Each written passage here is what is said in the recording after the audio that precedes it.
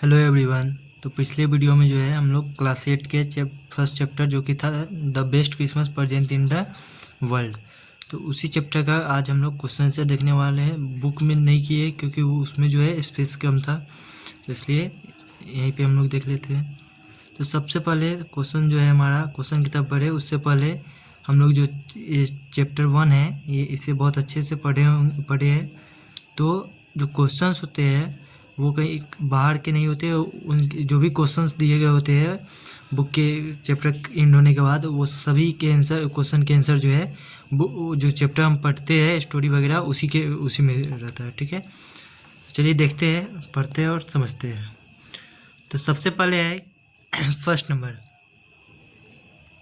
For how long do you think Connie had kept Jim's letter, give reason for your answer.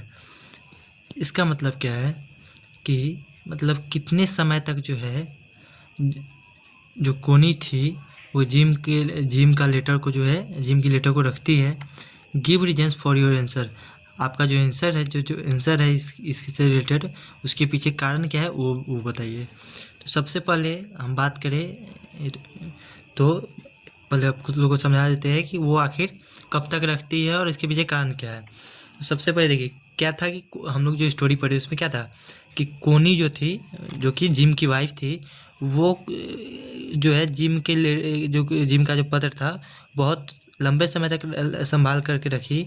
ऐसा इसलिए क्योंकि वो जो है हम लोग ने पढ़ा था कि वो किसको नरेटर मीन्स जो लेखक था उसे यह बताती है कि वह हर दिन लगभग दिन में कई बार जो है उस लेटर को पढ़ती थी ताकि उसे यह महसूस हो कि जिम जो है उसके करीब है। ठीक है, तो इसी चीज़ को जो है हम लोग चैप्टर के माध्यम से मतलब इंग्लिश में जो है लिखते हैं। तो कैसे लिखेंगे, Connie must have kept Jim's letter for a long time, this is because she told the narrator how she read it quite often every day so that she could feel that Jim's was near हर।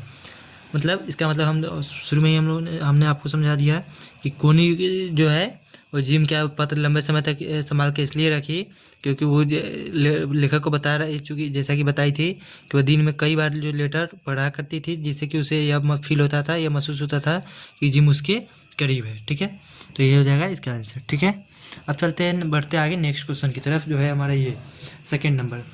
इसमें कहता है कि why do you think the desk had been sold and when. मतलब why do you think as मतलब आप क्या सोचते हैं या क्यों सोचते हैं कि वो डेस्क क्यों बेचा गया होगा और कब बेचा गया होगा। तो इसको भी अगर अच्छे से पहले हम समझ लें तो जैसा कि हम लोगों ने चैप्टर में पढ़ा था कि जब कोनी जो मैकपर्सन जिस घर में रहती थी उस घर में जब आग लग गई थी तो डेस्क बेंच क्या हो गया, जल गया था। जलने के कारण जो है जो पड़ोसी आसपास के लोग थे वो उसे बेच दी गई होगी और जिसके बाद उसे मिसेज मैकपर्सन को जो है जो कि कोनी थी उसे नर्सिंग होम में जो है शिफ्ट ले जाया गया होगा। और उसी के बाद जो है यहाँ करा कि कब बेचा गया होगा, तो वही उसके ले जाने के बाद जो है उसके आसपास के जो पड़ोसी लोग जो भी जली चीज़ होगी उसको बेच दी गई होगी। तो यही चीज़ यहाँ पे है कि the desk must have been sold when the house in which Connie McPherson lived had caught fire, she was taken to a nursing home, all the burnt of things must have been sold by the neighbours after that. वही चीज़ जो अभी हमने आपको समझाया। ठीक है, तो अब बढ़ते हैं नेक्स्ट क्वेश्चन की तरफ जो कि हमारा है। तो नेक्स्ट क्वेश्चन जो है हमारा वो कर रहा है कि why do Jim and Hans think that games और sports are good ways of resolving conflicts, do you agree. मतलब ये है कि जिम और हंस जो थे, जिम मैकपर्सन और हंस वुल्फ जो थे वो ऐसा क्यों सोचते थे कि जो स्पोर्ट्स और गेम जो है सही तरीका है संघर्ष को, जो लड़ाई थी उसे ख़त्म करने का। डू यू एग्री, क्या आप उससे सहमत हैं। तो चलिए देखते हैं इसका क्या है। इसको भी पहले समझ लेते हैं हम लोग। Jim and Hans thought that games और sports are good ways of resolving conflicts. मतलब जिम और जो हंसोप थे वो सोचते थे कि गेम और स्पोर्ट जो है वो सही तरीका है संघर्षों को समाप्त करने का। बिकॉज क्योंकि नोबडी डाइज इन मैचेज, मतलब ये तरीके जो गेम्स और स्पोर्ट्स वगैरह होते हैं उसमें किसी जान माल की क्षति जो है नहीं होती है।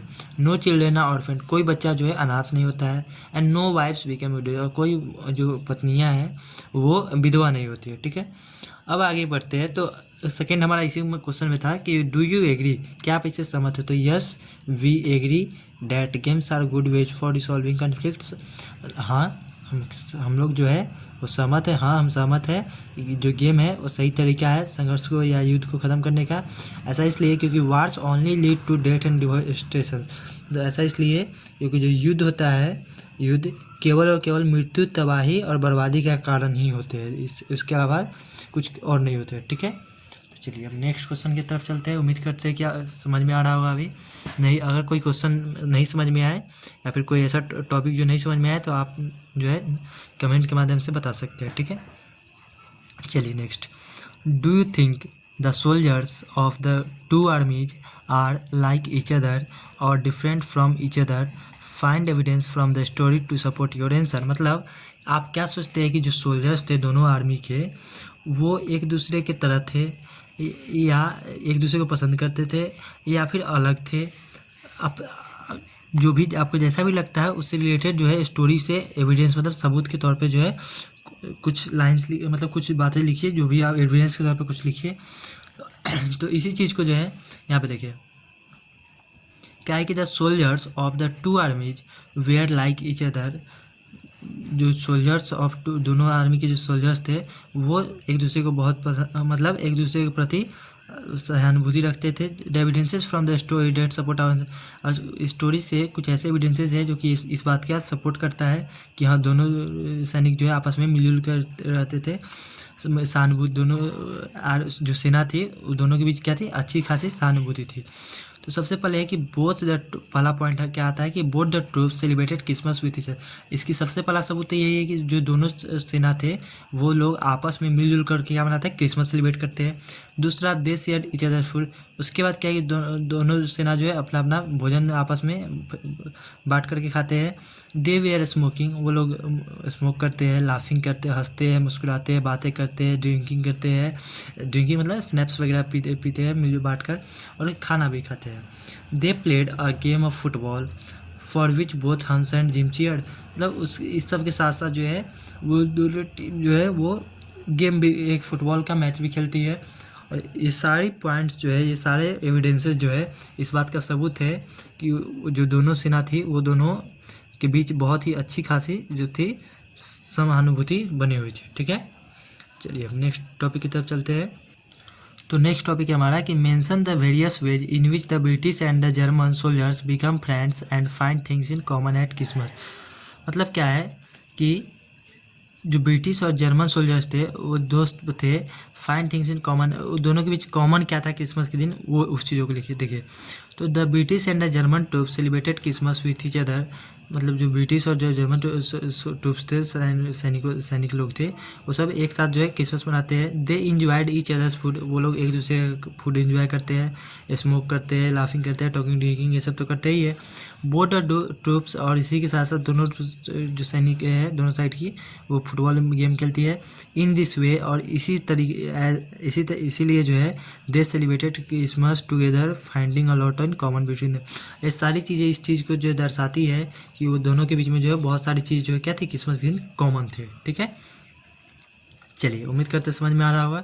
नेक्स्ट क्वेश्चन की तरफ चलते हैं। What is Connie's Christmas present, why is it the best Christmas present in the world. मतलब कोनीज का जो था क्रिसमस प्रेजेंट क्या था, क्रिसमस उपहार क्या रहा था, और वाई वो जो the best Christmas present in the world, और ये सबसे जो है जो भी उसका उपहार था वो सबसे बेस्ट क्रिसमस उपहार क्यों था, यही है।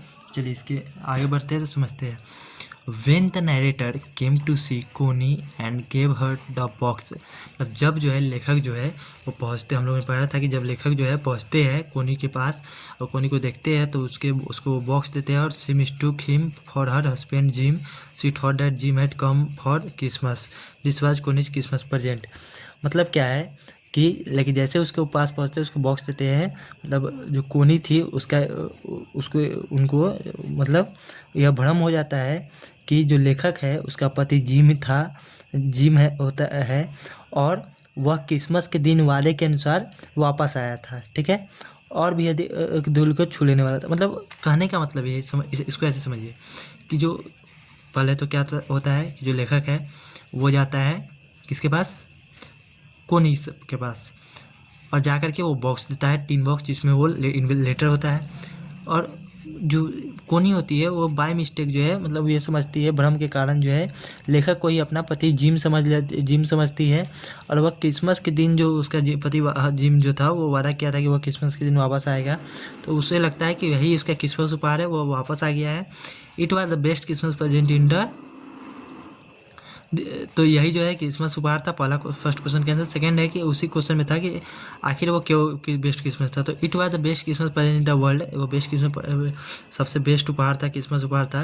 ऐसा इसलिए फॉर उसके लिए क्योंकि Jim had written in the letter that he would come home on Christmas, क्योंकि जिम जो है लेटर में लिखा था कि वह क्रिसमस के दिन जो घर जो वापस आएगा। And now he was finally there with her, मतलब और वाकई में वो आज उसके साथ है, ठीक है। तो यही चीज़ जो है, इसीलिए जो है वो मतलब क्वेश्चन था हमारा कि ये बेस्ट क्रिसमस प्रेजेंट क्यों था, तो इसीलिए, ठीक है, क्योंकि वो वादा किया था और उस दिन आ गया, उसे ऐसा लगता है कोनी को। लेकिन वास्तव में क्या है कि जिम वहाँ वापस नहीं आता है, वो लेखक होता है, नरेटर, जिसे वो टिन बॉक्स मिलता है और वो लेटर मिलता है, ठीक है। अब आगे की ओर बढ़ते हैं। अब आगे क्या है कि do you think the title of this story is suitable for it, can you think of any other title, मतलब क्या आप क्या सोचते, मतलब क्या आप सोचते हैं कि जो स्टोरी का जो टाइटल है, क्या है title, the best Christmas present in the world, क्या यह सही है, सूटेबल है? अगर नहीं, can you think of any, क्या आपको कोई और टाइटल सूटेबल लगता है इस स्टोरी के आधार पे? तो देखिए, तो यहाँ पे हम क्या लिखे, डू इट योरसेल्फ, मतलब इसका आंसर हम नहीं कराएंगे। ऐसा इसलिए, कराने को करा दे, लेकिन ऐसा इसलिए क्योंकि जो पूरा चैप्टर हम पढ़ा है, ठीक है, जो चैप्टर पिछले वीडियो में हम लोगों ने पढ़ा है, वो पूरा चैप्टर आप लोग ही पढ़े हैं। तो और उस पूरे चैप्टर क्या किसी से रिलेटेड था, कैसे था, क्या क्या था, ये चीज़ आप पढ़े। तो इसके लिए और इसके बाद जो है क्वेश्चन हमारा पूछा है कि क्या आपको जो चैप्टर का नाम है, जो टाइटल है, वो सही लगा? अगर हाँ तो कोई दिक्कत नहीं है, हाँ ये यस लिख दे सकते हैं। और नहीं, आपको कोई और टाइटल उसको अच्छा लगता है, स्टोरी अच्छा जो स्टोरी पढ़े उसका कुछ और नाम दिया जा सकता है, तो वो आप दे सकते हैं खुद से, ठीक है। इसलिए जो है हम यहाँ पे लिख दिए डू इट योरसेल्फ, मतलब इसे खुद से करना है इस क्वेश्चन को, ठीक है। सब लोग अपने अपने हिसाब से जो है, जो जैसे समझे हैं, जैसे पढ़े हैं, अच्छे से कर लीजिएगा, और कंप्लीट करने के बाद अपने अपने कॉपी में इसको नोट डाउन कर लीजिएगा, ठीक है। तो ठीक है, तो take care, goodbye. I hope सभी लोगों को जो है समझ में आया होगा, ठीक है। नहीं, अगर कोई भी क्वेश्चन, जाते जाते एक बात समझते जाइए कि अगर कोई क्वेश्चन डाउट होता है किसी भी वीडियो में या फिर किसी भी चैप्टर में, तो बेझिझक जो है आप कमेंट बॉक्स के जरिए जो है अपना सवाल कर सकते हैं, ठीक है। Take care.